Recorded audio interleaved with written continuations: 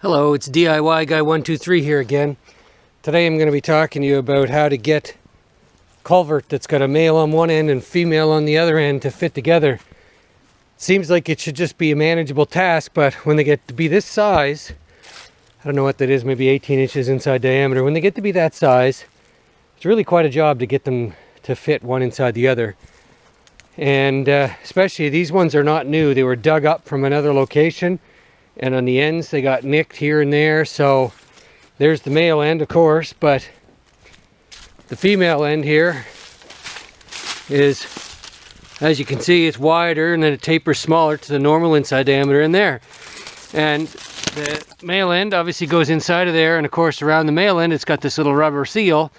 And this one, you can see right here, it's got a nick on the outside. Well, hopefully that's not going to cause any problem on the outside. But on the inside, there's actually a little dimple right there. And like little stuff like that makes this darn near impossible to do by hand. In fact, the end of this male piece, or the male end of this piece, had a crack in it. So I cut that off with a cutting wheel and an angle grinder. And I'm going to reposition the seal. I don't think it matters which way it goes on, this way or this way. And then I'm going to put it in place, and I'll show you how I pull them together by myself. Obviously you want to have your pipe going as straight as you possibly can. This is not using a ruler, of course. I had to work around tree roots and rocks and all kinds of things, so this is the best I could get as far as being straight. But the more straight your pipe is, the less likely it is to clog with debris. Now I've got the new piece of pipe in place, and it's meshed up with the old piece of pipe. It's not installed. There's the rubber ring. It's dirty now, but there's the rubber ring. So I haven't squeezed it together, but I want to show you how I've done it. I just wrapped a chain around the pipe there, and a chain around the pipe way down there. Now you don't need to, compress all four pieces together.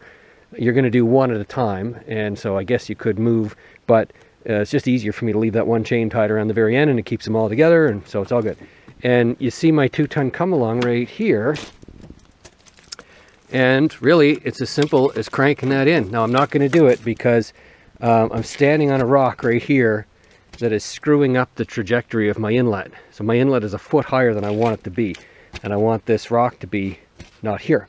So rather than draw that in and make it hard to come apart, because they can be after they're drawn in, this is why I'm not drawing it in to demonstrate. But anyway, that's exactly how I did it, and I've pulled together 2 previous fittings just like this, and it worked beautifully. All you have to do is get the male just started inside the female, work on that come along, and it's easy stuff. So good luck with your do-it-yourself project.